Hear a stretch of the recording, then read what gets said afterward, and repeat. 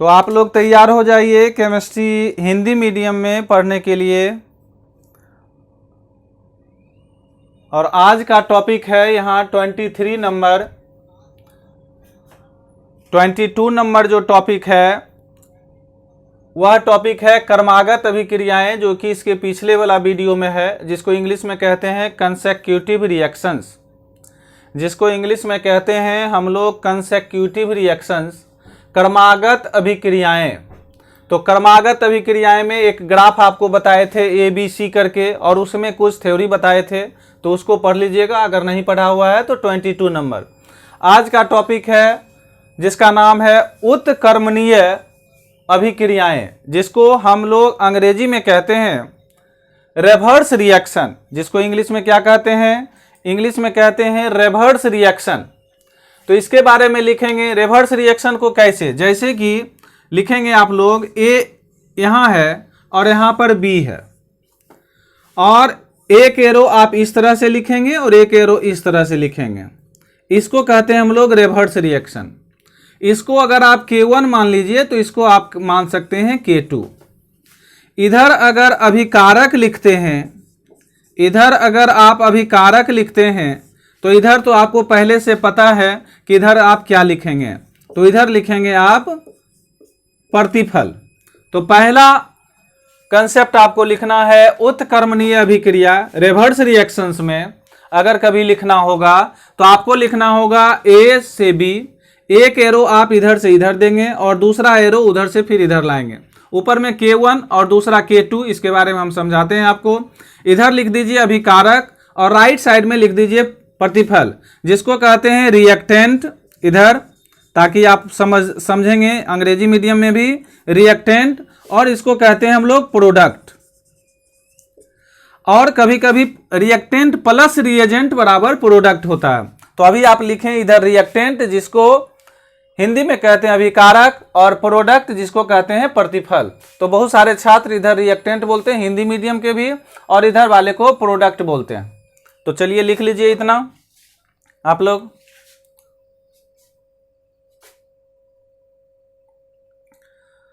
K1 और K2 video जा रही है, आवाज मिल रही है आपको साफ साफ? Yes sir. चलिए वेरी गुड। तो पहले ये लिख लीजिए। तो बहुत छोटा है, आपको कल पूछेंगे कि रिएक्टेंट के तरफ कौन सा अल्फाबेट लिखे थे, आप बोलिएगा A। प्रोडक्ट के तरफ कौन सा अल्फाबेट B। ऊपर में क्या लिखे थे K1, नीचे क्या लिखे थे K2। अगर आप क्लास में किए हैं तो क्लास में सुनाने का तरीका ये है कि A रिएक्टेंट था, अभिकारक था, B जो था प्रोडक्ट था, प्रतिफल था। जो रिएक्टेंट से अभिकारक से प्रोडक्ट के तरफ जा रहा था A से B तरफ, उसको हम K1 माने थे, और नीचे में हम क्या माने थे? K2 माने थे। बस इतना बोलना है। तो रिवर्स रिएक्शंस के बारे में थोड़ा सा जानकारी ब्रीफ ही ये हो गया। अब लिखेंगे क्या क्या इसका होता है मतलब, वो लिखिए। लिखिए कि प्रारंभ में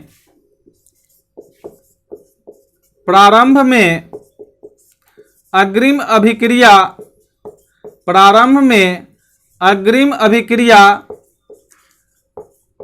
में अग्रिम अभिक्रिया का वेग, अग्रिम अभिक्रिया का वेग तीव्र, और उल्टी अभिक्रिया का वेग, उल्टी अभिक्रिया का वेग, उल्टी अभिक्रिया का वेग, उल्टी अभिक्रिया का वेग मंद होता है, मंद होता है।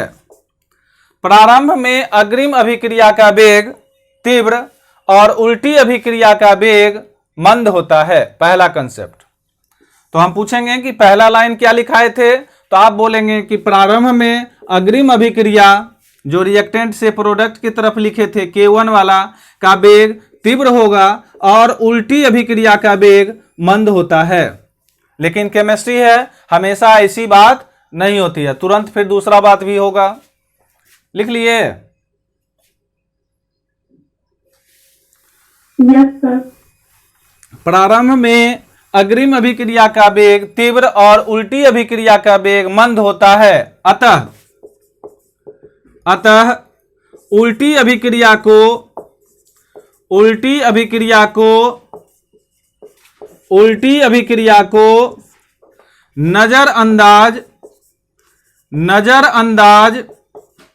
किया जा सकता है, किया जा सकता है, किया जा सकता है, नजरअंदाज किया जा सकता है। अतः उल्टी अभिक्रिया को नजरअंदाज किया जा सकता है।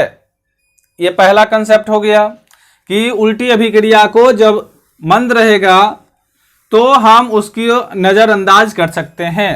लेकिन अगर दूसरा कंसेप्ट हो तब क्या होगा? किंतु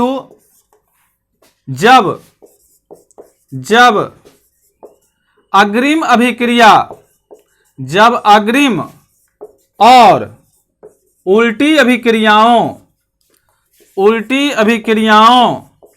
जब अग्रिम और उल्टी अभिक्रियाओं को नजरअंदाज, जब अग्रिम और उल्टी अभिक्रियाओं को, इसमें नजरअंदाज नहीं लिखेंगे, इसमें क्या लिखेंगे कि जब अग्रिम और उल्टी अभिक्रियाओं को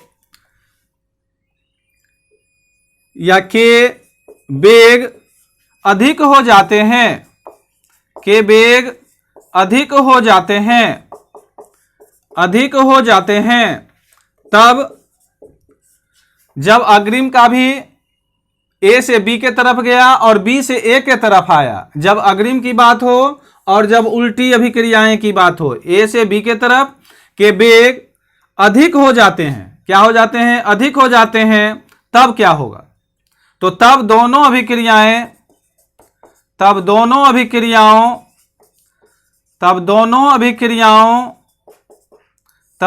अभिक्रियाओं को रासायनिक गतिकी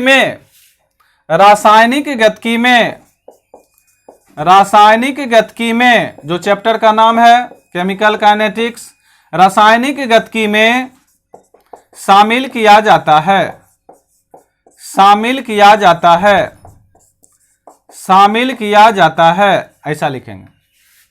किंतु जब अग्रिम और उल्टी अभिक्रियाओं के वेग अधिक हो जाते हैं तब दोनों अभिक्रियाओं को रासायनिक गतिकी में शामिल किया जाता है। इतना लिख लीजिए। ये उत्क्रमणीय अभिक्रिया का क्या है? तो कंसेप्ट, एक में जो था अभिक्रिया चल रही थी ए से बी की तरफ तेज और दूसरे में चल रही थी स्लो, तो इसी बात को लिखना था। जबकि दूसरा कंसेप्ट था किंतु में, क्या कंसेप्ट है?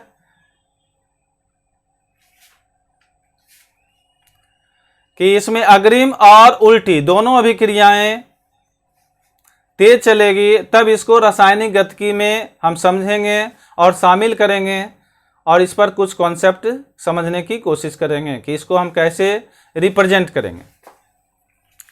लिख लिए? Yes sir.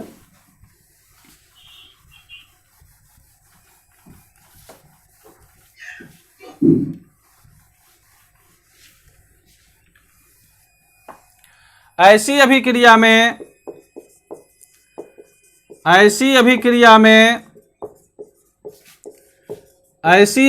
में K1 प्लस K2 बराबर 1/T ln, आपको पहले पढ़ चुके हैं, K1A by K1A minus K1 plus K2x, ऐसा लिखें।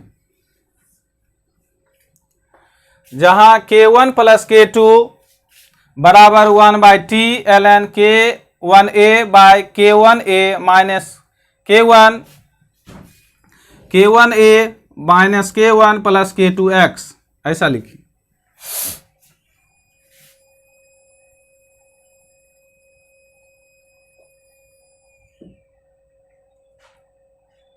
जहां, अब इसके बारे में थोड़ा बता देते हैं ब्रीफ। जहां क्या है? तो जहां A बराबर कैपिटल A का प्रारंभिक सांद्रण, कैपिटल A का प्रारंभिक सांद्रण, इसका एग्जाम्पल उदाहरण भी अभी तुरंत बताएंगे। ए का प्रारंभिक सांद्रण और यहाँ पर एक x है, इसके बारे में बताते हैं। x बराबर b का t समय में सांद्रण, x का a बराबर, a का मतलब हो गया ये स्मॉल है, यहाँ a का प्रारंभिक सांद्रण और x का मतलब हो गया b का t समय में सांद्रण। लिख लिए।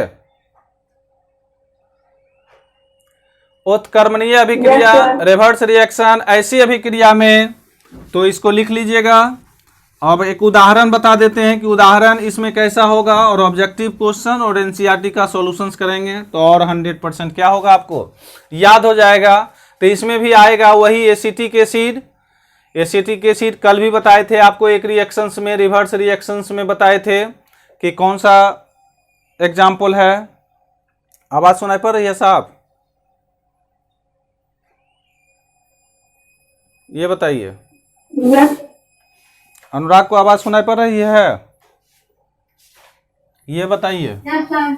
चलिए, अब देखिए सबसे पहले एक इसमें उदाहरण लिख देते हैं, नहीं तो आप मिला देंगे उसमें। उदाहरण में क्या है कि एसिटिक एसिड, ऑर्गेनिक पढ़ेंगे तो एसिड एक चैप्टर आता है,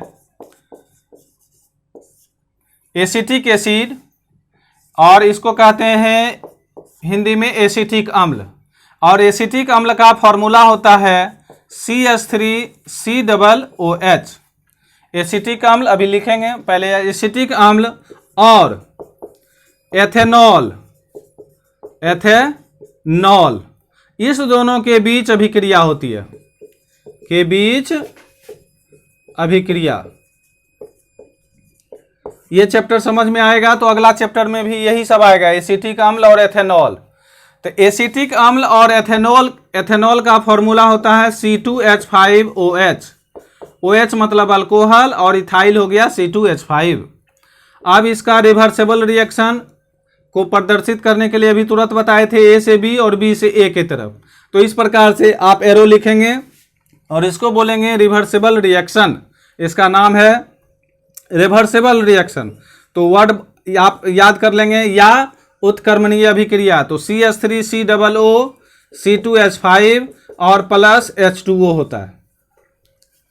एक उदाहरण तो आपसे अगर हम पूछेंगे कि बताइए पिछले क्लास में 23 नंबर में उत्क्रमणीय अभिक्रिया में किसका एग्जाम्पल बताए थे, तो आप कमेंट में लिखकर तैयार रखेंगे एसिटिक अम्ल याद करके और एथेनॉल के बीच अभिक्रिया। एसिटिक अम्ल का फॉर्मूला आपको याद हो गया होगा CH3COOH, और एथेनॉल का फॉर्मूला भी आप ऑर्गेनिक अगर कमजोर है तो आप इसका होता है इथाइल का C2H5 और OH का होता है अल्कोहल, तो ये हो गया इथाइल अल्कोहल। अब CH3COO, इसमें देखिए C2H5 जुड़ गया और यहाँ से OH और यहाँ से H निकल के क्या बन गया, H2O बन गया। इसका OH और इसका H, और यहाँ पर ये आ गया C2H5। तो आपको टॉपिक समझ में आ गया होगा कि CH3C इसमें इस तरह से होता है, H इस तरह से, आप प्लस OH को यहाँ रख दीजिए, डैश O-H, और इधर रख दीजिए C2H5। अब ये OH और ये H, ये दोनों मिलके H2O बन गया, और यहाँ पर बन गया आपका CH3COO C2H5 और प्लस H2O। तो ये आपको एसिड चैप्टर जब पढ़िएगा, acid chapter carboxylic acid organic chemistry में, तो उस समय भी ये रिएक्शन आपको आएगा।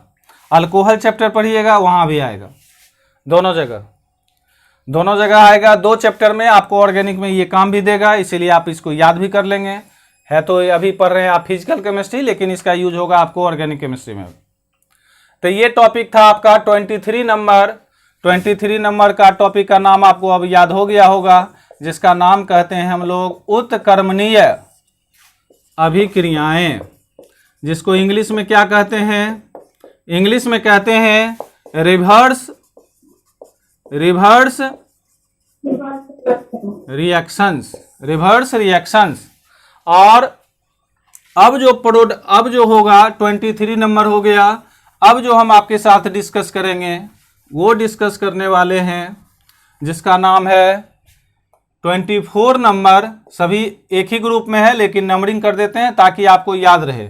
पार्श्व अभिक्रियाएं, पार्श्व अभिक्रियाएं, पार्श्व अभिक्रियाएं, ये टॉपिक अभी हम डिस्कस करेंगे, जिसको कहते हैं हम लोग इंग्लिश में भी याद रखेंगे साइड रिएक्शंस।